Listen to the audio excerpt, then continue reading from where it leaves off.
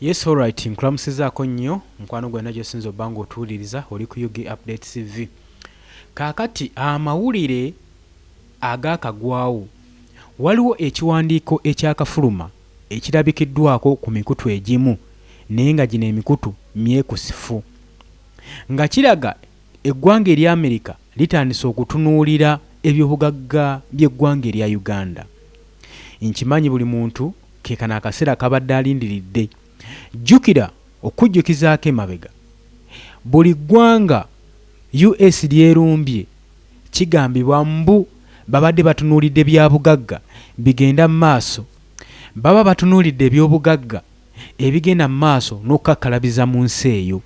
Kakati nagamba nti Uganda lwaki nakyemaliro ntasobola kuvaako olw'ensonga nti Uganda ebyobugagga byonna byonna twali twabitunda nga amawanga gano ag'ebweru olabira ddala nga tegakyalina kyegatwagaza ng'ebyobugagga byonna byonna ebisimibwa mu ggwanga Uganda byatundibwa dda mu mawanga ag'ebweru, byatundibwa mu Bachina. Olaba Abachina basinga okukakkalabya emirimu egisinga wano mu ggwanga lyaffe Uganda. Kati embeera eyo ebadde tesobola kuwa interest mawanga gano nti negandibaddewo nekyegakola okutaasa munnayuganda tebalina we bafunira nga tebalaba we babenefitingira. Kakati amawulire agafulumye waliwo ekiwandiiko ekifulumye nga kiraga nti neggwanga erya Amerika litandise okutunuulira ku byobugagga eby'omu ttaka ebya ggwanga lyattu Uganda. Kakati bannayuganda bandibanga bafunye akamwenyumwenyu ku matama olw'ensonga nti nno bakimanyi bulungi nnyo Amerika singa etandika okutunuulira ebyobugagga by'ensi ekiba kiddako muba mukiraba. Tunuulire ensi nnyingi nnyo zetulabye zigenda mu maaso n'okuba nga zikubibwa eggwanga erya Amerika omuli eggwanga erya Venezuela. Kigambibwa mbu ebyobugagga ebyali mu Venezuela nga byali bigabanibwa Russia, China. Bino nno byanyiiza nnyo Donald Trump ate nga yali founder w'ebyobugagga ebyo. Amerika yali founder y'ebugagga ebyo mudda. Kakati kino kyanyiiza nnyo eggwanga lya Amerika okukakkana omukulembeze wa Venezuela nga bamuwambye era nga bamututte mu ggwanga erya Amerika era nga gavumenti bagiwunzise. Kakati ne luno olutalo lugenda maaso mu ggwanga erya Iran. Tukimanyi bulungi nnyo Amerika demokrasiya si gwenoonya. Amerika ly'eggwanga erisobola okuganya okutuntuza bannansiibo nga w'oyagala n'obayisa nga w'oyagala as long as obawuliriramu era nga n'ebyobugagga byo ogenda kubanga obatonerayo. Kati kyekiri ku ggwanga erya Amerika. Jjukira nti nno omwaka guno nga gutandika kibajje bakola eddiiro n'eggwanga erya Democratic Republic of Congo mu byobugagga byabwe. Kakati ne wano mu Uganda kigambibwa mbu Amerika etandise okutunuulira ebyobugagga ebisimwa mu ttaka wano mu ggwanga erya Uganda. Tukimanyi bulungi nnyo ebimu bye tusinga okusima wano ye golodi. Kakati abasajja bano batandise okuba nga babitunuulira. Kitegeeza ki? Kitegeeza nti nno saawa yonna yonna munnayuganda asubireyo enkyukakyuka. Essuubi liyinza okubeerawo naye nga kufifite olw'ensonga nti ebyobugagga by'eggwanga erya Uganda byali byabagamyizibwa nga byali byagamanizibwa eri eggwanga erya China saako n'erya Russia. Era mwami Yoweri Kaguta Museveni abadde munywanyi nnyo nfanfe w'eggwanga erya Russia saako ne China. Kitegeeza nti ebyobugagga by'eggwanga lino erya Uganda biba byatwalibwa dda. Kakati Uganda yebanga esobodde okuzuula ebyobugagga ebipya eby'omu ttaka. Amerika kijja gikaluubiriza nnyo okubeera mu shares ez'obugagga buno kubanga biba byatwalibwa dda aba Russia saako n'aba China. Kitegeeza ajja kubeerawo okusikaŋŋana omuguwa mu kyo munnayuganda wandiraba enkyukakyuka ssaawa yonna yonna. Luno olutalo olugenda mu maaso lulina ebyokuddamu bingi. Olutalo olugenda mu maaso wakati w'eggwanga erya Amerika n'eggwanga erya Iran. Kigambibwa nti ambasada w'eggwanga erya Iran wano mu Uganda bamusindikidde obubaka okuva mu Iran nga baagala agende atuukire mwami Yoweri Kaguta Museveni nga ye chairman w'amawanga avunaanyizibwa ku nsonga z'ebigwa tebiraze alwanirira eddembe mu mawanga. Chairman abeeko kyayogera ku nsonga zino. Mwami Yoweri Kaguta Museveni abadde akyasiisa olw'ensonga atya okuteekayo ekigambo kye wakati ng'eggwanga erya America ligenda mu maaso n'okusesebbula eggwanga erya Iran. Oli ku UG Updates TV nagambye dda kw'osinzira okuba ng'otuwuliriza. Abali mu diaspora mbatumiddeko nnyo, abali mu Middle East nkiwa ebintu bitambula nga mwali temubisuubira, naye katubasabire musobole okuba nga muvuunika embeera eyo. Kakati Mwami Yoweri Kaguta Museveni kiyakoze yasoose ne yeesheshuwalinga kwe kugamba mutabani we Muhoozi Kainerugaba abadde agenda maaso n'okutwitinga awummuze wansi essimu aleme komentinga ku lutalo luno.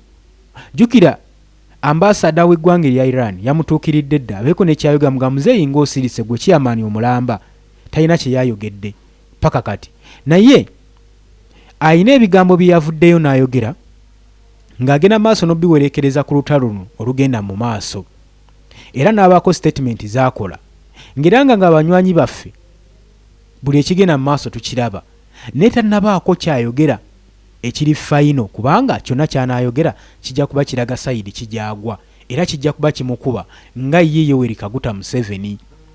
Kati ate mu kaseera ke kamu ng'Amerika etandise okulingiriza ebyobugagga by'eggwanga Uganda, kitegeeza ejja kubanga erabyewo ekinyusi. Njagala nkuteereko akatambi kano weetegereze ku bigambo bya Mwami Yoweri Kaguta Museveni ki ekiyinza okuzaala kalemanywera mu ggwanga erya Uganda singa Amerika atandika okulingiriza gold, singa ebigambo bino Mwami Yoweri Kaguta Museveni bimusumattuka. Njagala nkulage ku katambi kano n'oluvannyuma tujja kubanga tweyongerayo. What is happening now in the Middle East is something we have discussed with those leaders. I have really discussed with those leaders. All of them, they are all our friends. What is happening now in the Middle East is something we have discussed with those leaders. I have really discussed with those leaders. All of them, they are all our friends. The Israelis are our friends. The Iranians are our friends.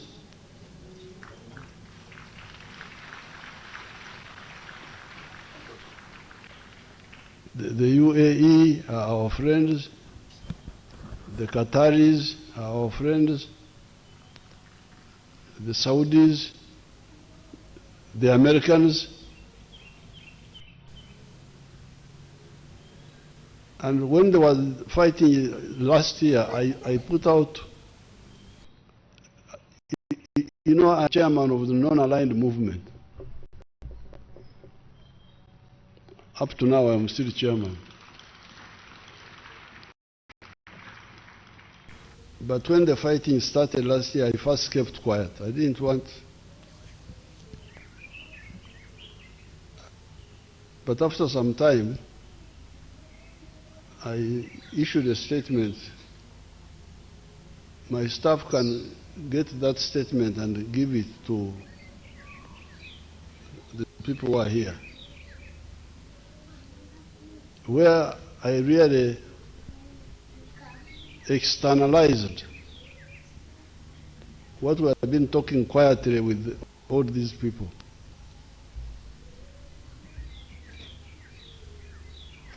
You will read it. But the whole problem starts with what we call in English chauvinism. Chauvinism. Buli omu okulowooza nti yeyeka.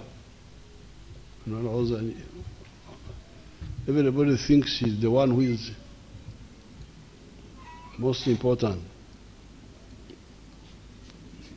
So that's why we have got that huge problem. You can see now the destruction, the dangers.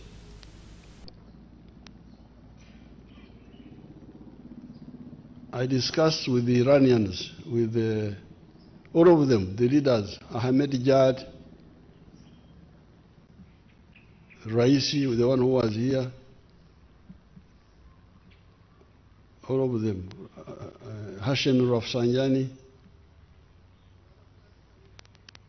I was saying, you people, the Iranians, why don't you recognize Israel? they said Israel does not belong here. It is not, it is a transplant in the Middle East. I said, no. Me, I know this part of the world from the Bible. You are all mentioned in the Bible. The Jews are mentioned, the Persians are mentioned. There's another group called Medians. The Philistines, Palestinians are mentioned. Goliath was a Palestinian.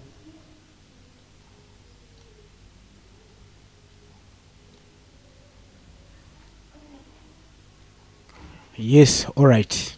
Alright, nkulisayo nnyo mu katambi kabadde kawanvuko naye njagadde nkulage ku bigambo ebimu ebyayogeddwa Mwami Yoweri Kaguta Museveni. Naye ng'ensonga gye tuliko ya bya bugagga eby'omuttaka ebya Uganda ebitandise okuba nga biringirizibwa omusajja Omumerika.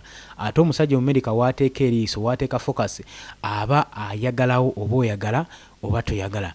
Kitegeeza ki nti Mwami Yoweri Kaguta Museveni wanaagenda mu maaso n'okubanga ebibugagga by'eggwanga Uganda asalawo abiwe aba Russia oba aba China, kitegeeza wajja kubeerawo vaawo mpitewo okulwanirira ebyobugagga bino. Jjukira wakati nga America esemberedde mu Congo, kitegeeza ejja kubeera close nnyo ku ggwanga erya Uganda era ejja teekawo monetization ez'amaanyi okusobola okulaba nga balingiriza ebyobugagga. Jjukira percentage y'ebyobugagga naddala gold asimwa wano waffe mu Uganda, percentage eri waggulu nnyo okwawukana n'amawanga ago amalala. Kakati y'ensonga lwaki olaba wajja kubeerawo okusikaŋŋana omuguwa okwagala ku byobugagga byaffe wano. Biina enkizo y'amaanyi nnyo okusinziira ku percentage yaabyo. Obadde oli ku Yugi Update TV gwe mukwano gwange, sharinga, commentinga, likinga. Mbaagala nnyo abali mu Middle East, mbaagala nnyo abali ludda yonna gy'osinziza okuba nga